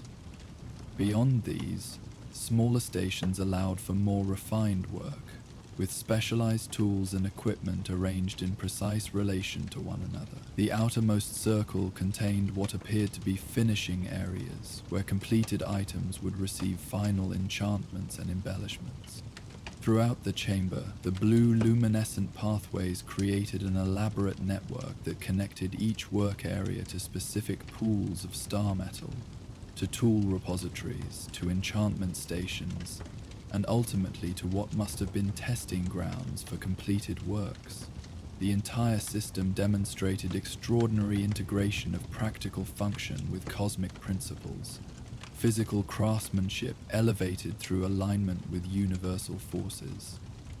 The Leviathan axe would have been worked here, Mimir noted, his wooden features expressing as much wonder as they were capable of displaying. Not created entirely in this forge, perhaps, but certainly enhanced by its unique properties. That explains certain unusual characteristics I've observed in its enchantments, particularly how it seems attuned to its wielder's intentions beyond typical magical bonding. As they moved deeper into the main chamber, a subtle change occurred in the ambient sounds surrounding them. The soft bubbling of star metal pools and distant wind through ancient ventilation shafts was joined by something else. Whispers that seemed to emanate from the forge itself. Not threatening or ominous, but rather instructional, as if ancient forge masters continued to murmur guidance to apprentices long since returned to dust. Atreus tilted his head, his superior hearing and natural affinity for languages allowing him to discern patterns within these ethereal utterances. "They're talking about forging techniques," he said softly, "about proper temperatures for different metals, about timing hammer strikes with stellar movements, about focusing intention into the material during critical phases. Memory impressions," Mimir identified, common in locations where intensive, specialized work was performed over extended periods. The very stone absorbs and eventually re-releases fragments of repeated instructions, conversations, and working knowledge, quite useful for maintaining continuity across generations of craftsmen, actually. Many ancient facilities incorporated such features deliberately. Kratos listened to these explanations with characteristic stoicism, yet his eyes continued methodical assessment of their surroundings. Practical warrior that he was, he recognized the forge's extraordinary value beyond its immediate relevance to their axe repair. Knowledge preserved here might prove beneficial in numerous ways beyond their current needs, assuming they could access and interpret it properly. "We seek Starfall iron," he reminded them, returning focus to their primary objective. Where would such material be stored in this complex? Mimir considered this question with scholarly concentration. The rarest materials would likely be kept in secured storage areas, probably along the chamber's perimeter. Look for doors marked with stellar impact symbols, concentric circles, with radiating lines, often accompanied by runes indicating protected contents. Following this guidance, they began systematic exploration of the main chamber's outer circumference, examining recessed areas and potential doorways for the described markings. As they searched, the whispering voices continued their ethereal instructions, occasionally seeming to respond to their movements, growing louder when they approach certain areas, falling silent near others, as if providing subtle guidance tailored to their quest. Petrus, whose keen eyes often noticed details his father's more combat-focused vision might overlook, paused before a section of wall that appeared unremarkable at first glance. "Father, look at this," he called, pointing to faint markings nearly obscured by centuries of accumulated tarnish. "When I look directly at it, I see nothing special, but from the corner of my eye..." Kratos moved to his son's position, observing the indicated wall section with careful attention. Following Atreus' suggestion, he shifted his gaze slightly, allowing peripheral vision to process the area. Immediately, the apparently solid wall revealed its secret, a doorway marked precisely with the impact symbol Mimir had described, visible only when viewed indirectly. "Perceptual enchantment," Mimir explained. "Designed to hide valuable resources from casual observation or outright theft. Only those who know how to properly perceive the entrance can access what lies beyond. Quite effective, even after centuries of abandonment. The protection remains functional." "How do we open it?" Kratos asked, practical as always. Atreus studied the nearly invisible markings with growing comprehension. I think we need to trace the pattern while looking at it indirectly," he demonstrated by carefully following the concentric circles with his fingertip, while keeping his gaze focused just beside the doorway rather than directly upon it. As his finger completed the pattern, a soft chime sounded, pure and crystalline, and the wall section dissolved into swirling motes of light that resembled a miniature galaxy. Beyond, a storage chamber was revealed, its interior illuminated by the same soft blue luminescence that permeated the rest of the forge complex. "Well done, lad," Mimir exclaimed with genuine approval. "Your mother's teachings about perception beyond ordinary sight serve you well in such circumstances." They entered the newly accessible chamber cautiously, Kratos instinctively positioning himself slightly ahead of his son despite no indication of immediate danger. Inside, they discovered an archivist's dream, shelves containing hundreds of material samples, organized with meticulous precision. Each shelf section corresponded to different celestial regions, with labels indicating meteor showers, specific comets, stellar explosions, and other cosmic events that had yielded unique substances. Most remarkably, many samples still glowed with inner light despite centuries of storage, evidence of the extraordinary preservation systems incorporated into the forge's design. Some materials pulsed with regular rhythm, like distant heartbeats. Others shifted color in subtle cycles that might correspond to movements of their parent celestial bodies.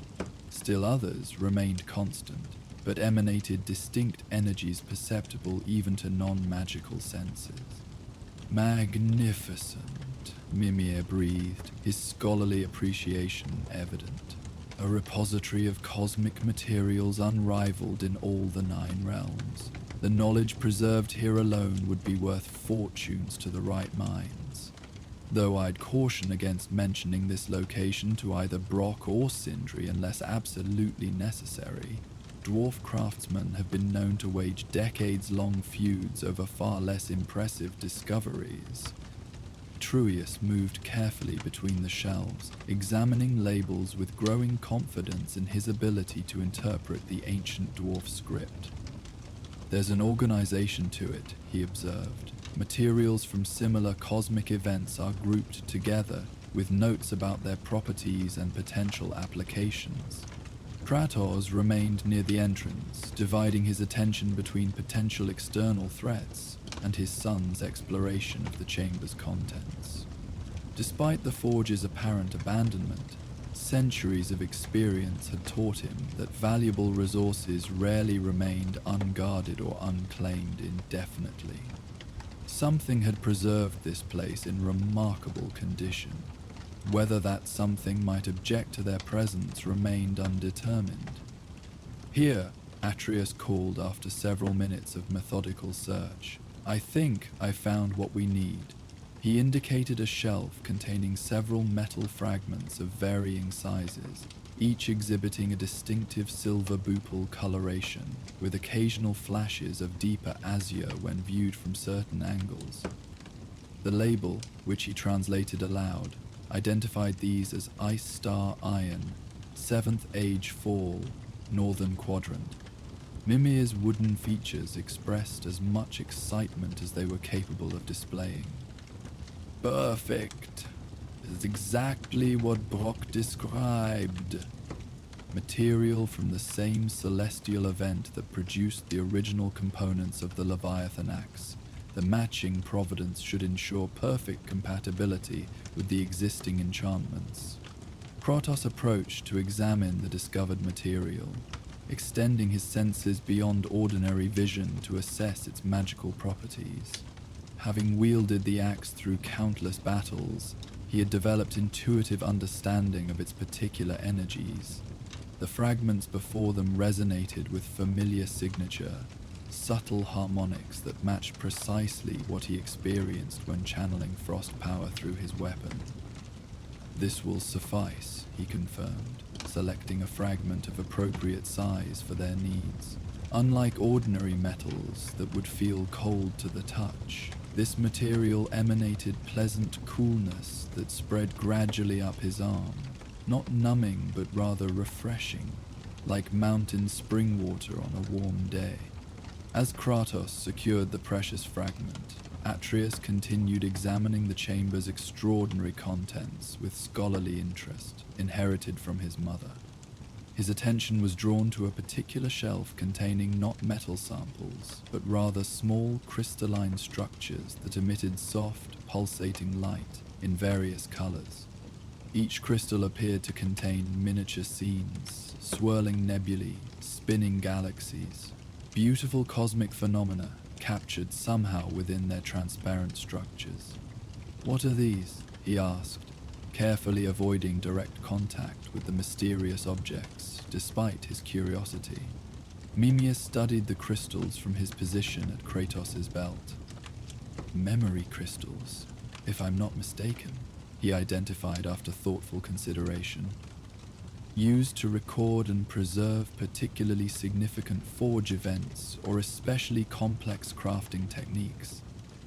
The ancient masters would capture their most important knowledge this way, ensuring critical information survived even if written records were lost or destroyed." "How would one access such records?" Kratos asked, recognizing potential strategic value in knowledge preserved by master craftsmen. "Typically through meditative focus while in physical contact with the crystal," Mimir explained. "Though I'd advise caution. Such direct connection with another's consciousness, even preserved in crystalline form, carries certain risks. Personality fragments sometimes remain active within such storage media, occasionally attempting to influence or even possess insufficient protected minds." This warning reinforced Kratos' natural caution regarding magical artifacts, particularly those designed to affect thought or consciousness. Throughout his long existence, he had encountered numerous instances where seemingly beneficial knowledge came attached to corrupting influences or manipulative entities. While undoubtedly valuable, such resources required careful consideration before utilization. "We have what we came for," he stated, indicating the secured Starfall iron. "We should return to Brock while conditions remain favorable for travel." Though clearly fascinated by the repository's countless treasures, Atreus nodded agreement with his father's practical assessment. Their primary objective had been achieved, and extended exploration of unknown magical artifacts without specific need or proper preparation invited unnecessary risk. With one last appreciative glance at the extraordinary collection, he turned to follow Kratos from the storage chamber. As they exited, the concealed doorway reformed behind them, swirling motes of light condensing back into apparently solid wall, the protection re-establishing itself automatically. The main forge chamber continued its gentle activity around them, pools of star metal glowing with steady luminescence, whispered instructions flowing like background music through the ancient space. Rather than immediately departing the forge complex, however, Kratos paused near the central pool, studying the perfect reflection of stars on its mirrored surface.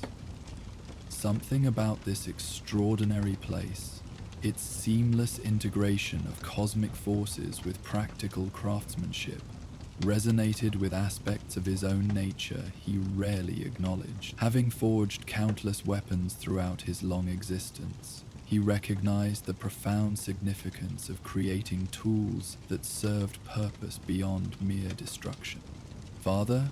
Atreus questioned, noting this uncharacteristic moment of apparent contemplation. Kratos gestured toward the night sky visible through the ceiling aperture, then to its perfect reflection in the star metal pool. "The masters who built this place understood something important," he said, his deep voice unusually contemplative. "They recognized connection between the highest reaches of creation and the most practical applications of skill, between stars and steel." Surprised by this philosophical observation from his typically stoic father, Atreus considered the relationship with growing understanding. "They brought the stars down to earth," he suggested, "making something useful from something beautiful, and in doing so elevated their craft beyond mere utility." Mimir added, completing the concept. "The greatest creation always contains elements of both practicality and transcendence, serving immediate needs while connecting to something larger than itself." This observation hung in the still air of the ancient forge, accompanied by the soft bubbling of star metal pools and distant whispers of long-departed masters. The moment stretched, allowing contemplation to unfold naturally without artificial haste. In this tranquil space, separated from immediate dangers that so often demanded their attention, father and son found rare opportunity for reflection beyond survival necessity. After several minutes of comfortable silence, Kratos moved toward one of the smaller workstations positioned between the central pool and the chamber's perimeter. Unlike the massive primary anvils designed for initial shaping of large workpieces, this area appeared intended for precision adjustments to already formed items. Delicate hammers and fine tools arranged for careful modification rather than brute shaping. "We could attempt preliminary repair here," he suggested, examining the workspace with experienced assessment. "Prepare the axe for Brock's final restoration, rather than transporting the raw material alone." This proposal surprised both Atreus and Mimir, as Kratos typically preferred leaving crafting work to dedicated specialists rather than attempting it himself. Yet his expression suggested something beyond mere practicality motivated this suggestion, perhaps recognition of opportunity that transcended ordinary circumstances. "The forge seems receptive," Atreus observed, noting how the whispered instructions had intensified around the workspace his father indicated, like it wants to be used again after so long. "Many ancient crafting sites develop something approaching consciousness after centuries of focused creative work," Mimir confirmed. "Not full sentience, but rather accumulated purpose that recognizes and responds to compatible intentions. If the forge is indeed responding positively to our presence, working here with proper respect might yield results superior to what even Brock could achieve in his more conventional setting." Kratos considered this information with characteristic thoroughness, weighing potential benefits against possible risks. While not impulsive by nature, he he recognized unique convergence of circumstances, their discovery of perfectly matched material, the forge's apparent receptivity, his own not inconsiderable experience with weapon crafting, and the axe's immediate need for attention. Some instinct deeper than tactical calculation suggested this moment offered significance beyond mere weapon repair. We will proceed, he decided, though carefully, with proper respect for this place and its purposes. Having reached this decision, Kratos removed the Leviathan axe from its position across his back, placing it carefully on the selected workstation. In the forge's ambient illumination, the weapon's condition became more apparent. Microscopic fractures visible as faint lines across its otherwise flawless surface, tiny imperfections that might rapidly expand under combat stress if not addressed. The whispers around them shifted tone immediately, individual voices becoming more distinct as they offered specific advice regarding the particular repairs needed. Though still not conversational, more like overheard fragments of technical discussion, their guidance grew increasingly relevant to the task at hand. Atrus, whose keen ears discerned these ethereal instructions more clearly than his father, began translating the most pertinent suggestions. They say the fractures need to be stabilized before any new material is introduced, he relayed. Something about resonance patterns needing harmonization first. Mimir nodded in scholarly agreement. Sound metallurgical advice. Magical weapons develop unique energetic signatures through prolonged use with specific wielders. Any repair must first synchronize with these established patterns before introducing new material, or the enchantments might reject the additions. Sometimes, quite dramatically. Following this guidance, Kratos examined the available tools with careful attention, selecting those that seemed most appropriate for the delicate initial phase of repair. Though massive and powerful in combat, his hands demonstrated surprising dexterity as he chose a small hammer whose head glowed with subtle iridescence, and a set of tongs designed specifically for energy alignment rather than physical manipulation. "What do I do first?" he asked, deferring to the forge's accumulated wisdom rather than imposing his own limited understanding of its specialized techniques. Atreus listened intently to the whispered instructions, translating as accurately as his developing language skills permitted. They say to start by holding the axe with those tongs, then striking specific points along the fracture lines with the small hammer. Not hard, just enough to create vibration.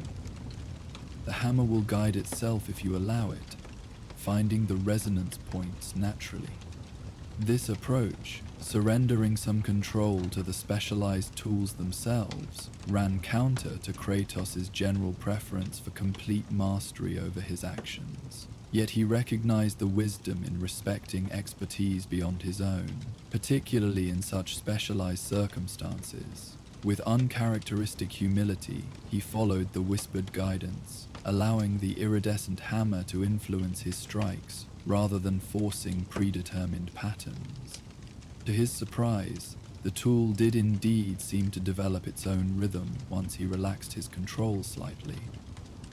The hammerhead guided his hand toward specific points along the axe's surface, sometimes striking where no visible fracture existed, but where some energetic dissonance apparently required attention. Each precise tap produced a clear bell-like tone that lingered in the air, successive strikes creating harmonic progressions that seemed to weave together into subtle melody. As this unusual tuning process continued, the axe itself began to respond visibly.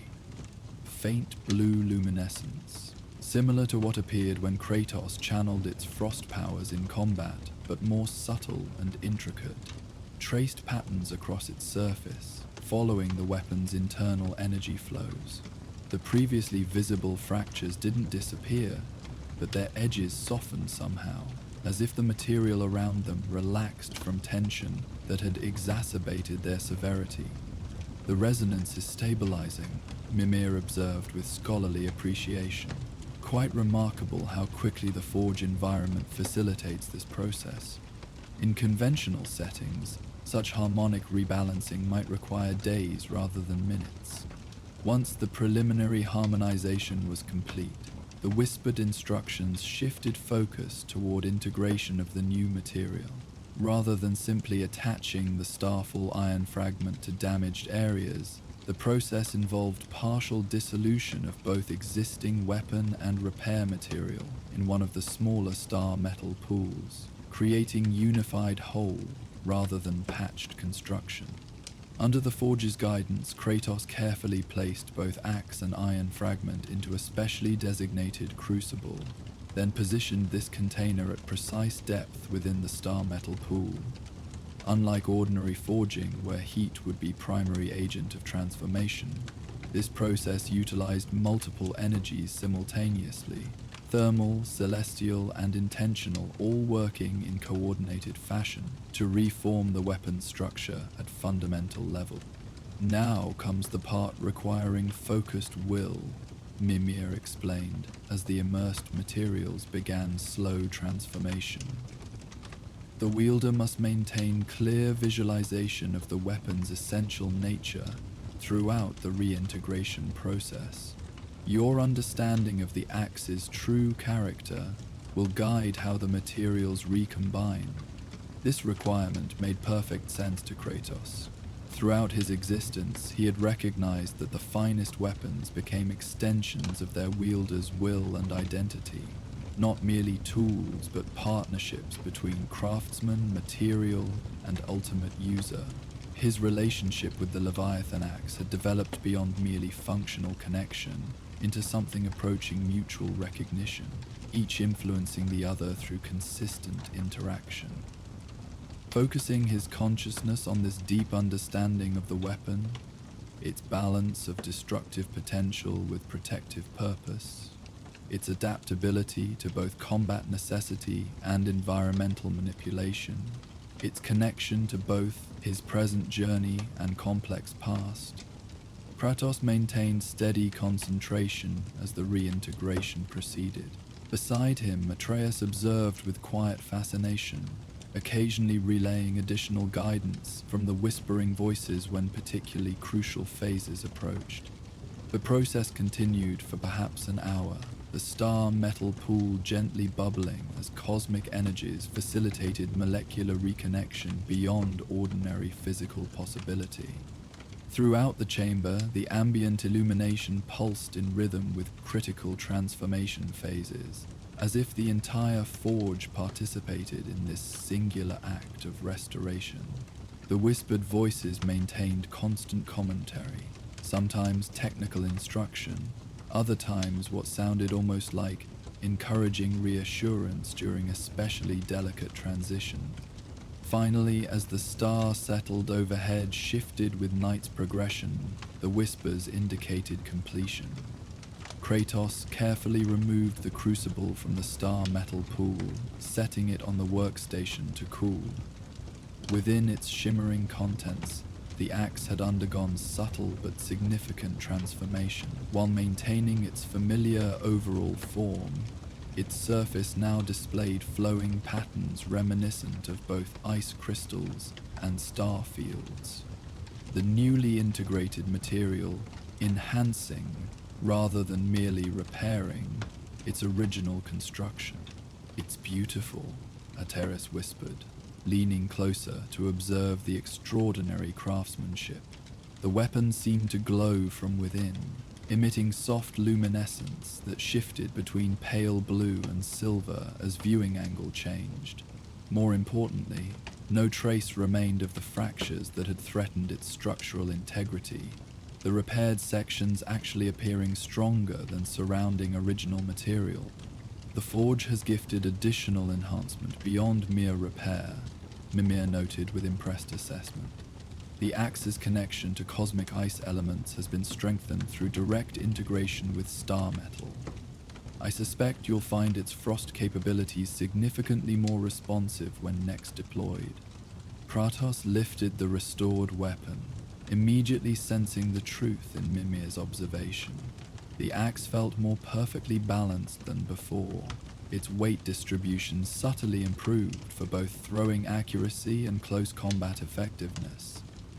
More significantly, the frost energy flowed more readily at merely a thought, requiring less conscious channeling to activate. The weapon had evolved rather than simply returned to previous condition. "The forge remembers its original work," came a whispered voice, suddenly clearer than previous ambient murmurings. "What once was crafted here remains connected to this place, regardless of distance or time. Return completes patterns interrupted by separation." Both Kratos and Atreus looked around, attempting to locate this more distinct communication among the general whispers that permeated the chamber. Yet the voice seemed to emanate from everywhere simultaneously, or perhaps from the axe itself, momentarily granted articulation through its renewed connection to its birthplace. "It remembers," Atreus said softly, understanding dawning in his expression. "The axe was originally forged here, at least partially. That's why it responded so strongly to this place. And why the repair transcended ordinary restoration," Mimir added.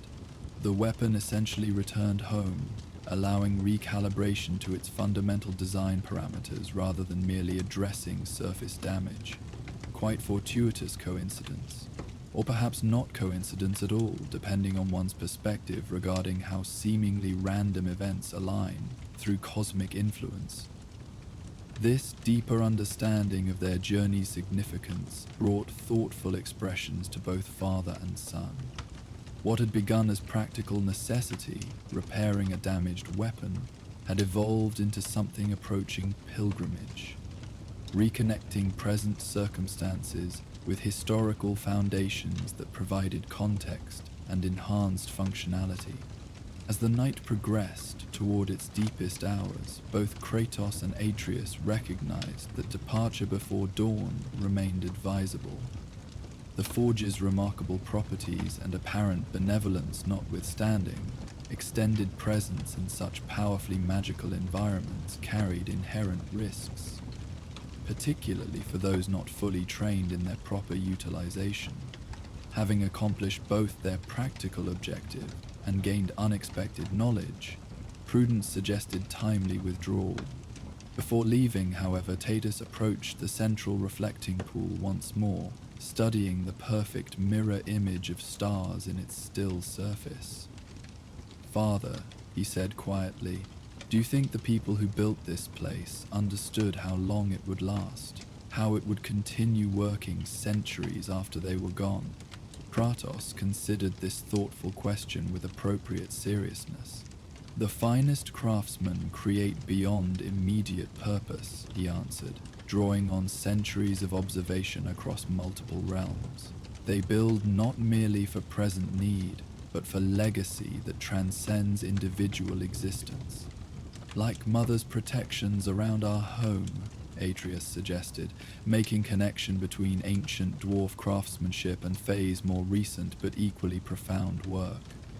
"She created systems that continued functioning even after she could no longer maintain them herself."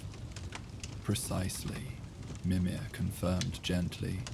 "The most meaningful creations always contain something of their creators. Not merely technical skill, but deeper intention that sustains beyond physical presence. Your mother understood this principle profoundly, as did the masters who established this extraordinary forge." This observation brought both comfort and melancholy to their departure preparations. Recognition of how the best aspects of those gone before might continue influencing present and future, through works created with sufficient skill and intention. As they performed final inspection of the restored axe and gathered their limited travel gear, the forge's whispers seemed to take on quality of farewell. not sad but rather satisfied, as if completion had been achieved for both visitors and location alike. They exited the main chamber the way they had entered, passing beneath the star-reflecting archway into the outer courtyard. The night had progressed considerably during their work inside, the constellation visible through the ceiling aperture having moved westward in its celestial journey. Pre-dawn stillness enveloped the landscape beyond the forge complex, the air crisp with approaching morning, though still fully dark. "We should return by a different route," Kratos suggested, studying the terrain beyond the forge with tactical assessment. "Avoid establishing predictable patterns that others might track." This practical recommendation aligned with their general approach to wilderness travel, varying paths and methods to minimize vulnerability to potential adversaries.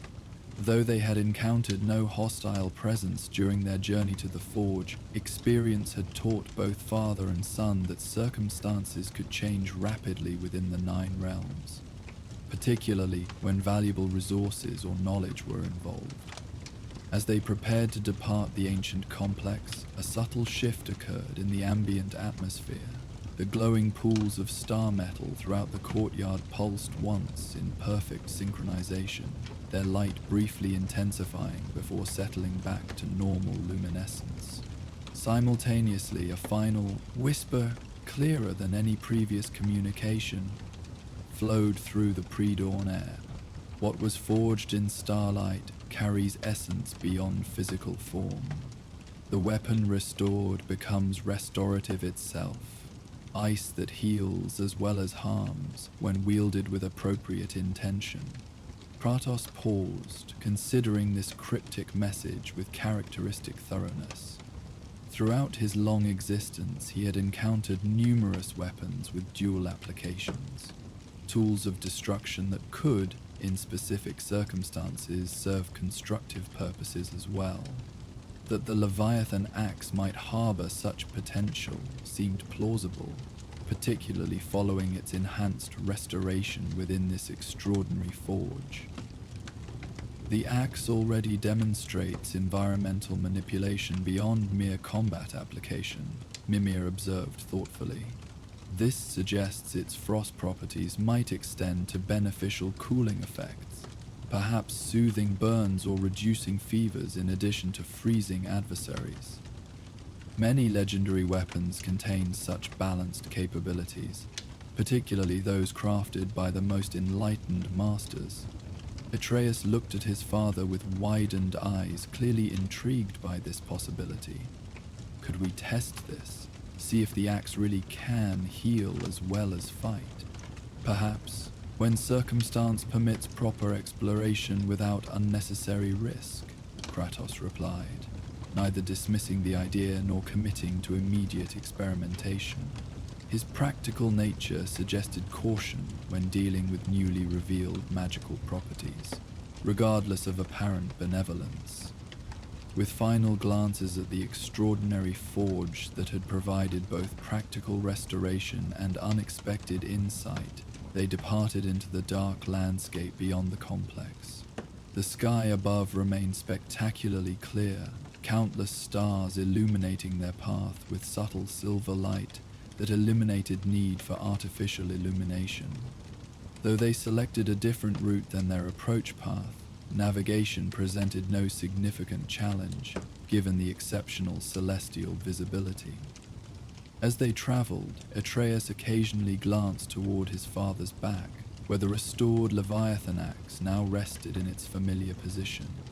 In the starlight, the weapon's enhanced patterns remained faintly visible, flowing designs that resembled both frost formations and stellar configurations simultaneously.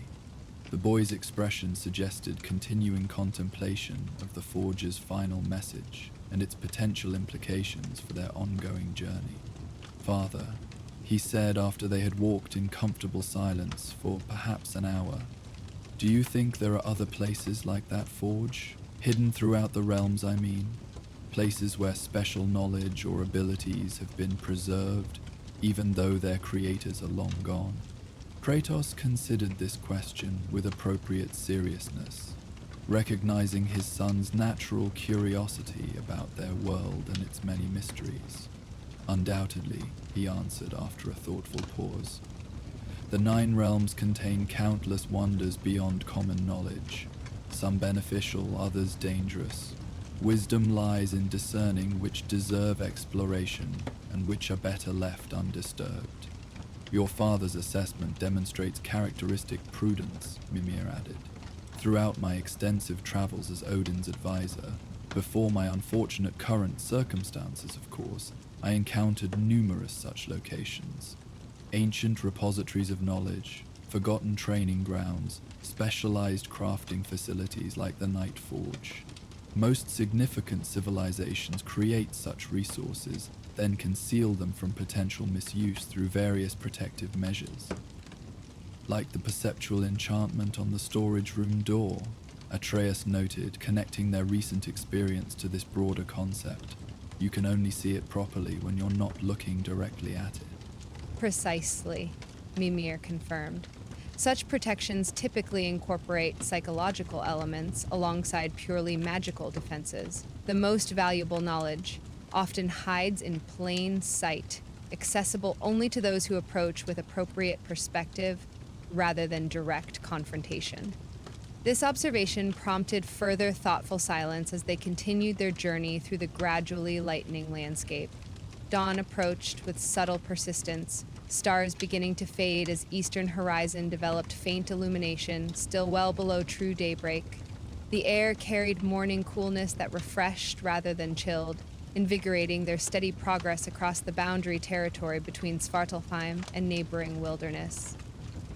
The greatest forge masters understood balance, Mimir commented after extended quiet, returning to their recent experience with scholarly reflection.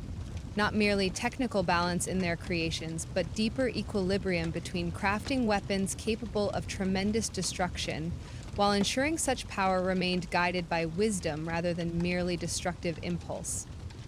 Kratos, who had experienced firsthand the devastating consequences when such balance failed, acknowledged this observation with slight nod. His own complex history with weapons of extraordinary power had taught him that capacity alone, whether physical strength or magical capability, guaranteed nothing about rightness of application. Intention and restraint ultimately determined whether power served constructive purpose or merely enabled greater harm. The whispers mentioned ice that heals as well as harms, Atreus recalled, still clearly intrigued by this potential dimension of their restored weapon. Maybe that's part of the balance they built into it from the beginning, making sure it could create as well as destroy. A profound insight, lad. Mimir approved. The finest craftsmen throughout history have indeed incorporated such dualities into their most significant works. The Leviathan Axe's frost properties, while devastatingly effective against adversaries, might indeed harbor gentler applications, awaiting appropriate circumstances for revelation. As if responding to this discussion, the axe emitted a brief pulse of cool energy that flowed across Kratos' back, not uncomfortable but noticeable, like gentle breeze across sun-warmed skin. The weapon's apparent responsiveness to being discussed suggested enhanced connection between tool and wielder following its restoration. Further evidence of the Nightforge's extraordinary influence. They continued walking as dawn gradually transformed into proper morning, the landscape revealing itself in growing detail as natural light replaced stellar illumination. Their path wound through increasingly familiar territory, moving steadily toward regions where they might eventually encounter Brock's trading post and report their successful acquisition of necessary materials, though with significant enhancement beyond their original expectations. Should we tell Brock about the forge? Atreus asked, as this consideration apparently occurred to him as well. About how it was still active and helped us repair the axe directly? Kratos considered this question with characteristic thoroughness, weighing various factors against potential consequences. Limited information seems prudent, he decided finally. The dwarf provided guidance that proved valuable, deserving acknowledgement. Yet specific details regarding the forge's current condition might be best protected through selective disclosure. wise approach, Mimir agreed. Brock deserves to know his directions proved accurate, and that your quest succeeded admirably. However, certain knowledge, particularly regarding still functional ancient facilities, carries inherent responsibility. The fewer individuals aware of such locations, the less likely they might be exploited for purposes contrary to their original intention. This balanced perspective satisfied Atreus, who nodded agreement while adjusting his bow across his shoulders, movement that had become habitual during their extensive travels together. The weapon, like his father's axe, had become extension of his developing identity, tool that served multiple purposes beyond merely martial application, connection to both present journey and complex heritage that continued unfolding through ongoing experiences. As morning fully established itself across the landscape, they paused briefly atop ridge that offered commanding view toward their general destination. Though Brock's shop remained beyond visible horizon, the territory ahead appeared clear of obvious dangers, ordinary wilderness rather than particularly threatening terrain. This moment of peaceful observation provided natural opportunity for reflection regarding their unexpected experience at the Night Forge. The staff or iron alone would have been valuable discovery, Kratos acknowledged. Rare admission of fortuitous circumstance from warrior typically disinclined toward acknowledging luck or coincidence. Yet what we found proved considerably more significant. Indeed, Mimir agreed thoughtfully. Beyond merely physical materials, you discovered connection to crafting traditions that transcend ordinary metalwork. Insights into how the finest weapons achieve balance between tremendous power and appropriate application. Such knowledge provides context that mere technical skill cannot supply independently. Atreus, whose youthful perspective often identified relationships that more experienced viewpoints might overlook, added his own observation, and we learn that some things continue working long after their creators are gone, like the forge itself, still helping people even centuries later. His expression suggested this particular insight carried personal significance, perhaps connecting to thoughts about his mother's ongoing influence despite her physical absence. Kratos, recognizing this deeper implication in his son's comment, placed a brief hand on the boy's shoulder, rare gesture of explicit acknowledgement that communicated understanding without requiring verbal elaboration. Their shared experience of loss and continuing connection transcended need for detailed discussion, each recognizing in the other complementary aspects of their ongoing adjustment to changed circumstances. With this moment of quiet recognition completed, they resumed their journey toward eventual reunion with Brock and continuation of their broader quest. The restored axe across Kratos's back caught occasional sunlight as they walked, its enhanced patterns reflecting morning illumination with subtle iridescence that suggested both physical and magical transformation beyond mere repair. Like its wielder, the weapon had encountered unexpected experience that altered its nature in ways both visible and unseen, continuing evolution rather than merely returning to previous state. Behind them, beyond now considerable distance, the Night Forge continued its patient existence at Round's Edge. Ancient facility awakened briefly from centuries of dormancy through compatible presence, returning gradually to quieter state while maintaining essential functions that would perhaps serve future visitors with similar appreciation for balance between cosmic forces and practical application. Its whispered knowledge, though no longer audible to departing travelers, remained preserved in stone and star metal, in tools and techniques that transcended ordinary limitations of time and physical deterioration. As Kratos and Atreus continued their steady progress across the morning landscape, the extraordinary capabilities they had witnessed remained with them not merely as memory, but as integrated understanding that would influence subsequent choices and actions. The Forge's impact extended beyond merely physical restoration of valued weapon. enhancing perspective regarding how creation and power might be directed toward constructive purpose rather than merely destructive potential. In this quiet revelation lay perhaps the most significant aspect of their journey to the edge of Svartalheim, where cosmic forces and practical craftsmanship maintained ancient partnership despite centuries of apparent abandonment. Beyond valuable material and enhanced weapon, they carried away deeper appreciation for how balance might be maintained between tremendous capability and appropriate application. Lessons embodied in both extraordinary forge and restored axe that would continue influencing their path long after physical distance separated them from the Night Edge facility itself. The morning sun climbed steadily higher as they walked, its warmth gradually dispelling lingering coolness from overnight journey. Ahead, their path continued toward reunion with Brock and eventual continuation of broader quest that had drawn them into extraordinary experiences and unexpected revelations.